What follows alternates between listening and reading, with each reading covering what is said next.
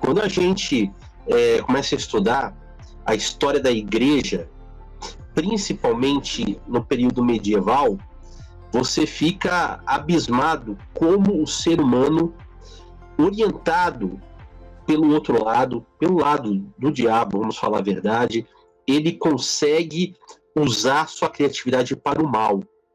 Porque, como eles precisavam vender as tais indulgências, quer dizer, eles vendiam pedaços da cruz de Cristo lá por volta do ano 1500. Você imagina só, 1500 anos depois da morte de Cristo, como é que você encontrar a madeira da cruz de Cristo, né? Sim, é muito complicado, né? Ainda mais depois de tantas destruições que houve em Jerusalém.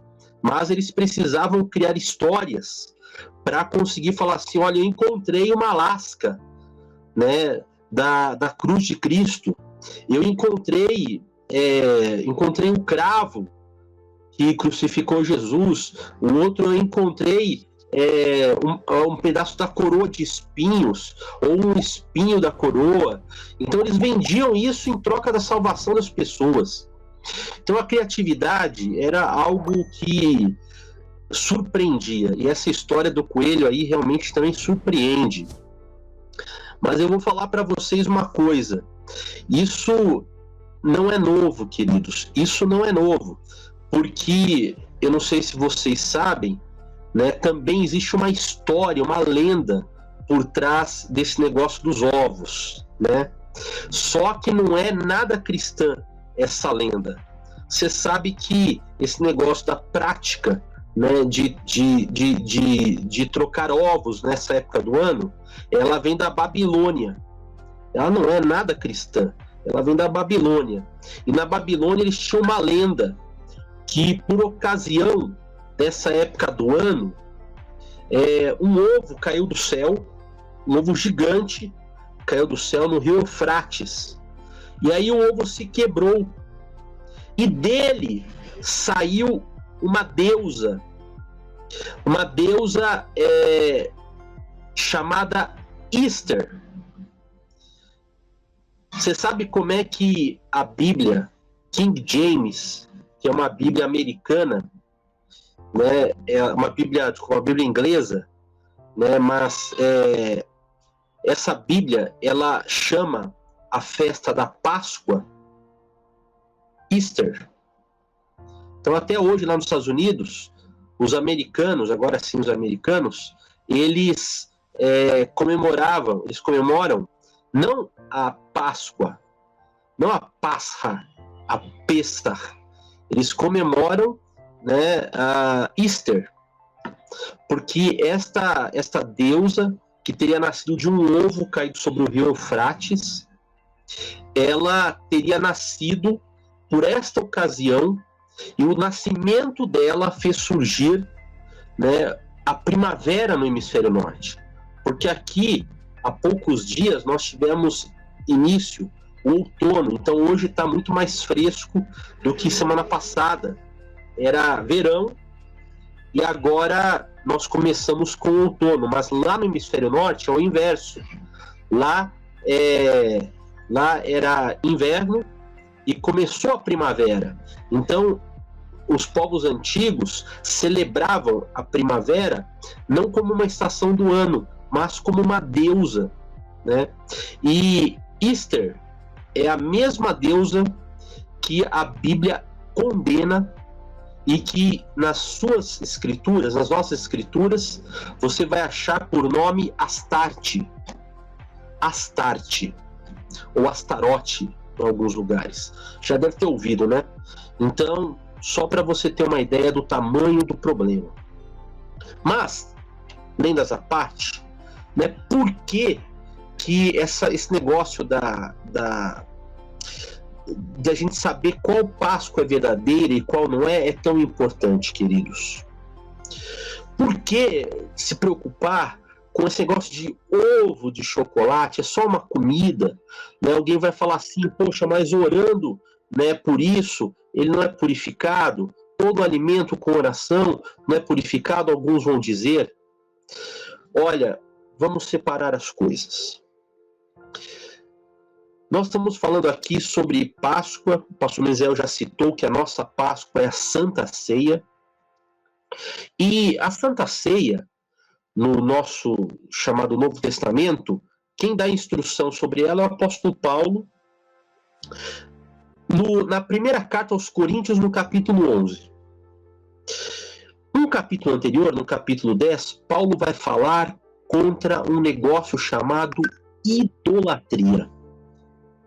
Por quê? Porque a idolatria era muito forte em Corinto e em várias das cidades gregas e romanas. Então os cristãos que aderiam à fé, eles enfrentavam uma luta muito grande contra a idolatria. E você sabe qual era a principal forma de manifestação da idolatria naqueles tempos? Por meio de festividades. Então os pagãos eram extremamente festivos para comemorar a idolatria. Paulo, nesse capítulo 10, ele vai nos falar o seguinte: considerem, capítulo 10, verso 18, considerem o Israel segundo a carne. Não é verdade que aqueles que se alimentam dos sacrifícios são participantes do altar? O que quero dizer com isto? Pergunta Paulo. Que o que é sacrificado ao ídolo é alguma coisa? Ou que o próprio ídolo tem algum valor? Não. Então a pessoa vai até esse ponto. Ah, tá vendo? Paulo fala, ídolo não tem valor nenhum. Isso é tudo bobagem, né? A gente ora e Deus purifica. Só que, queridos, nós não podemos parar a leitura no não de Paulo. Porque olha só o que ele continua dizendo. Digo que as coisas que eles sacrificam são sacrificadas a demônios e não a Deus. E eu não quero que vocês estejam em comunhão com os demônios. Vocês não podem beber o cálice do Senhor. Olha só, por que ele está falando? Ele está falando porque se aproximava a ceia e o cálice dos demônios. Não podem participar da mesa do Senhor e da mesa dos demônios. Ou provocaremos ciúmes no Senhor? Somos por acaso mais fortes do que Ele? E uma coisa, queridos, que nós temos que ter muito em consideração é que, pela mesma época que se celebra a ceia do Senhor, que é a época da Páscoa judaica, também é celebrada uma festa em honra a esta deusa, que também ela é celebrada por ocasião da chegada da primavera, do equinócio da primavera no hemisfério norte. Por quê? Porque eles fazem sacrifícios, eles faziam ofertas, para quê? Para que os seus rebanhos pudessem se reproduzir, pudessem crescer. Eles faziam sacrifícios e ofertas para que as suas plantações pudessem dar muita colheita. Então, tudo aquilo, tudo que eles podiam, eles ofereciam a essa falsa deusa, né, por ocasião do início da primavera. Então, Paulo é muito claro: o ídolo nada é, mas quem sacrifica ídolo, na verdade, está adorando demônios, porque o primeiro mandamento das Escrituras vai nos dizer: não terás outros deuses diante de mim. Então, queridos, nós temos que entender o seguinte: Deus é contra todo tipo de idolatria. Então, quem acha que não tem problema nenhum seguir uma festa que não está na Bíblia, ela está onde? Ela vem de onde? É uma festa idólatra. Elas não perderam as suas raízes. E você vê isto especialmente em relação à comemoração da chamada Páscoa. Porque o mandamento, né, a palavra de Deus, ela institui a celebração da Páscoa, como citou o pastor Misael, em Êxodo capítulo 12. Lá vai nos dizer assim, logo no verso 2: este mês será para vocês o principal dos meses, o primeiro mês do ano. Então, ele vai falar o seguinte: no dia 10 deste mês, cada um tomará para si um cordeiro, segundo a casa dos pais, um cordeiro para cada família. E ele vai dar instruções, se a família for pequena, se a família for maior, né, conforme cada um puder comer. O cordeiro será sem defeito, macho de 1 ano, podendo também ser um cabrito. Vocês guardarão o cordeiro até o 14º dia do mês. E todo o ajuntamento da congregação de Israel o matará no crepúsculo da tarde. Então, ele vai falar o seguinte: este dia lhe será por memorial, e vocês o celebrarão como solenidade ao Senhor. De geração em geração, vocês celebrarão este dia por estatuto perpétuo. 14º dia, né, do primeiro mês, que veio a se chamar, porque também lá no hemisfério norte é também quando se iniciam as colheitas, são as primeiras colheitas, e portanto mês de Abib, que significa espigas. Então é 14º dia do primeiro mês, isto segundo o calendário judaico. Este dia é fixo, é sempre o dia 14 de Abib. Depois ele vai ganhar um nome lá na Babilônia, em homenagem a um deus pagão, chamado Nisan. Então ficou dia 14 de Abib ou 14 de Nisan.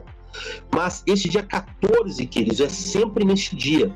E quando você contrasta o calendário judaico com o calendário gregoriano, que é o nosso calendário, você, este ano, por exemplo, verá que este dia cairá no dia 22 de abril. Uma segunda-feira, no dia 22 de abril. Então, espera um pouco. A Páscoa que o mundo cristão está celebrando não é agora, dia 31 de março, quase um mês antes. Então, como que houve essa mudança? Opa, caiu de novo, né? Mas voltamos aí novamente. Como que houve a mudança dessas datas? É dia 22 ou não é? O pastor Misael chamou nossa atenção para um detalhe muito importante. Quando você celebra num dia determinado, por exemplo, dia 14 do mês tal, o dia 14, assim como o nosso aniversário, ele nunca vai cair sempre no mesmo dia da semana. Então, veja bem, nós falamos que Jesus, ele morreu ao 6º dia, ressuscitou e apareceu aos discípulos no primeiro dia da semana, mas, né, isso foi naquele ano. Em outros anos, o mesmo dia 14 de Nisan, ele provavelmente cairá em outros dias da semana, né? Sábado, domingo, né? Segunda, terça. Então isso varia.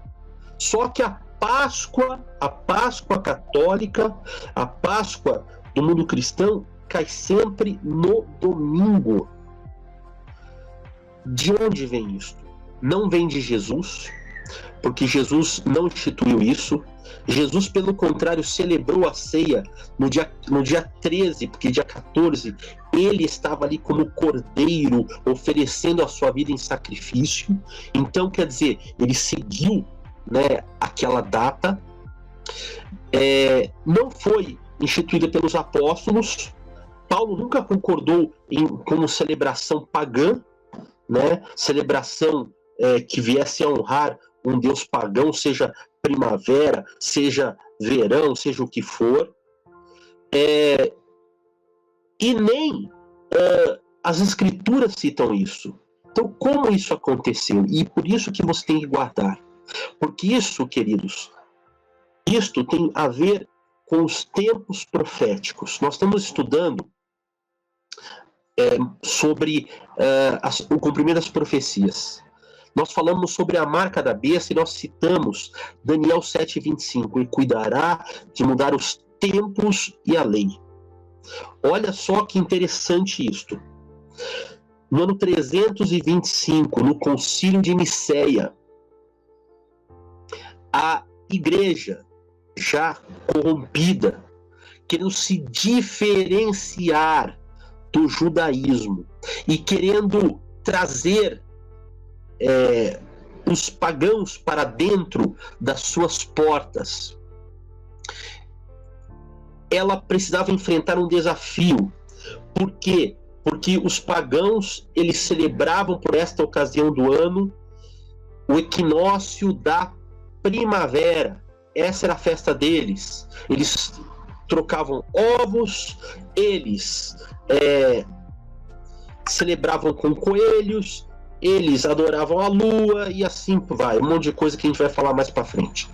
Mas como a igreja enfrentaria isso? Era muito impopular, né? Os judeus eram perseguidos tremendamente, então os cristãos tinham que se separar, os cristãos tinham que se diferenciar. E o que eles fizeram? No ano 325, Concílio de Nicéia, eles estabeleceram uma data diferente. Eles mudaram a data da Páscoa, estabeleceram que a Páscoa cristã não seguiria os ditames, os trâmites do calendário judaico.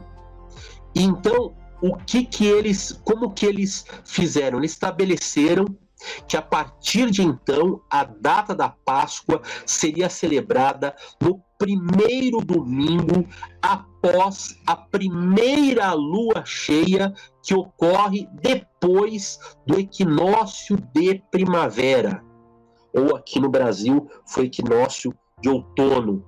Então foi estabelecido para levar em consideração todo o misticismo do paganismo na época. Olha só, primeiro domingo, que era o dia de adoração ao sol, após a primeira lua cheia, porque tudo isso tem a ver com a celebração, né, da lua. O coelho é símbolo da lua, o ovo é símbolo da lua, fertilidade é devido muitas vezes à lua, pomba tem a ver com lua. Então, após a primeira lua cheia, que ocorre depois do equinócio, que é a data da festa originalmente da primavera ou do outono. Então é assim que é escolhida a data. Por isso que você tem muitas vezes a Páscoa do mundo cristão variando. Ela sempre é aqui no domingo por causa disso, mas ela varia.